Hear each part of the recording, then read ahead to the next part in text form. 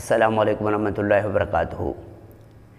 ایک بھائی کا سوال یہ تھا کہ کیا عورت جب جو ہے حمل کے ساتھ ہو جائے تو کیا ہم اس عورت کے ساتھ ہم بستری کر سکتے ہیں یا نہیں؟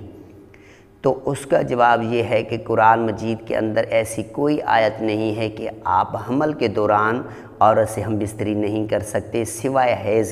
حیض کے دوران اللہ نے روکا ہے سورہ بقرہ کے اندر کہ حیض کے دوران آپ اپنی گھر والیوں سے بستری نہ کریں یا جمع نہ کریں، ان سے دور رہیں جب تک وہ پاک نہ ہو جائیں۔ باقی دوسری صورت میں ہم بستری کرنا جائز اور درست ہے، حمل کے دوران ہم بستری کر سکتے ہیں، اس میں کوئی حرج نہیں ہے۔ اللہ تبارک و تعالیٰ نے فرمایا نساؤکم حرث لکم، وہ تمہاری کھیتیاں ہیں، عورتیں تمہاری کھیتیاں ہیں، لہٰذا تم اپنی کھیتیوں میں جس طرح چاہے آ سکتے ہو، مگر کھیتی میں آنا ہے۔ ایک لوگ جو ہیں اس کی غلط معنی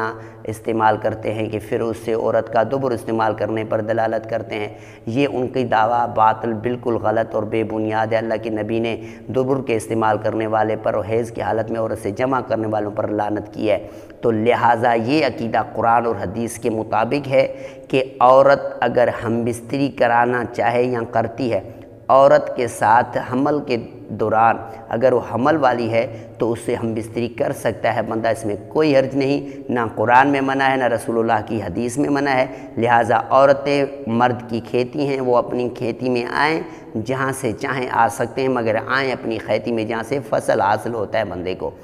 فصل جہاں سے حاصل ہوتا ہے، جہاں سے انسان کا نسل شروع ہوتا ہے، وہاں پر آنا ہے۔ اب جدھر سے آئے، آگے سے آئے، پیچھے سے آئے، اس میں کوئی حرج نہیں ہے۔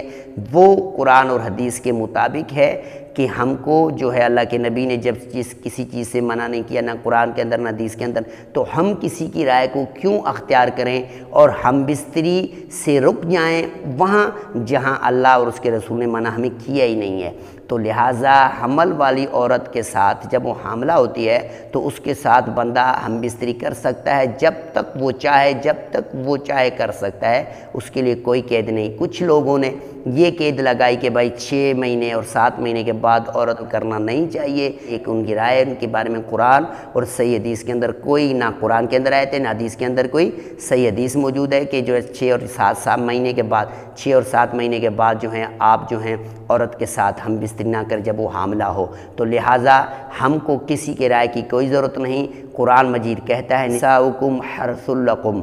عورتیں آپ کی کھیتی ہیں اور آپ اپنی کھیتیوں کو جس طرح چاہیں استعمال کر سکتے ہیں، مگر جس سے فصل حاصل ہوتا ہے، کھیتی یعنی فصل حاصل کرنے والی زمین، یعنی عورت کے فصل جہاں سے ہم حاصل کرتے ہیں وہاں کو ہم استعمال کر سکتے ہیں، اس کے لیے سوائے حیض کے کبھی بھی منع نہیں ہے، یا نفاس ہے یا ایسے مخصوص وہ چیزیں جہاں پر اللہ کے نبی صلی اللہ علیہ وسلم نے ہمیں واضح طور پر حدیثیں ملتی ہیں، مگر ہم بستری کے بارے میں کوئی واضح حدیث نہیں ملتی کہ ہم بستری آپ نہیں کر سکتے،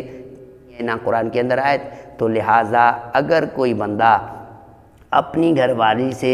حمل کے دوران ہم بستری کرے گا تو یہ اس کے لیے فائدہ ہوگا۔ اس کے لیے فائدہ یہ ہوگا کہ اس عورت کی ڈیلیوری آسانی سے ہو جاتی ہے، اس عورت کے اندر جو ہے چستگی اور جو ہے وہ بیمار نہیں ہوتی، اور اس عورت کے بارے میں ایک اور بتا دوں کہ اس عورت کا شوہر جو ہے برائیوں سے بچ جاتا ہے۔ اگر کوئی بندہ 6 یا 7 مہینے کے بعد حمل کے دوران اگر اس کی گھر والی حاملہ ہے اور وہ ہم بستری نہیں کرتا تو اتنے مہینے یعنی 4-5 مہینے تک خود کو کیسے روکے گا؟ ظاہری بات ہے اس سے برائیوں کے دروازے کھلتے ہیں، ظاہری بات ہے وہ حرام میں مبتلا ہو جائے گا۔ تو یہ بھی ایک مولویوں نے حرام کا دروازہ کھولا ہے، شیطان کو جو ہے انہوں نے جو ہے ایک راستہ بنا کے دیا ہے کہ شیطان جو ہے انہیں پر حملہ کرے اور برائی میں مبتلا ہو جائے۔ تو لہٰذا حمل کے دوران ہم بستری کرنا جو ہے وہ صحیح عمل ہے، جائز عمل ہے، اس کے بارے میں قرآن سے حدیث کے اندر منع نہیں ہے۔ تو لہٰذا یہ دروازہ بھی بند ہونا چاہیے، اور یہ ایک بند کرنے کا طریقہ یہ ہے کہ جب ہم قرآن اور حدیث کو پڑھیں گے،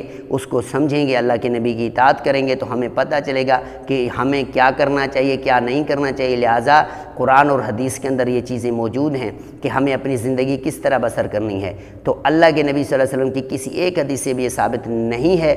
کہ حاملہ عورت کے ساتھ جب اس کی گھر والی حاملہ ہو جائے تو اس کے ساتھ جو ہے ہم بستری نہیں کرنی چاہیے۔ ایسی کوئی روایت آیت موجود قرآن مجید یا حدیث صحیح کے اندر موجود نہیں ہے کوئی روایت، تو اس سے منع کیا گیا ہو۔ لہٰذا اس سے منع کرنا، کچھ لوگوں کا یہ عقیدہ ہے کہ عورت جب اس کی جو ہے حاملہ ہو جائے اور اس جو ہے 6-7 مہینے تک پہنچے تو پھر جو ہے اس کا مرد اس سے ہم بستری نہ کرے اور اس کے پاس نہ جائے، تو اس سے کیا ہوتا ہے کہ برائی کے دروازے کھلتے ہیں، لہذا وہ 4-5 مہینے برائی کرتا رہے گا، تو لہذا اس سے چاہیے، ہم کو چاہیے کہ ہم اس برائی کو روکیں۔ لہذا حاملہ عورت کے بارے میں یہ حکم قرآن حدیث کے اندر نہیں ہے کہ وہ جب جو ہے حاملہ ہو جائے اور جب وہ جو ہے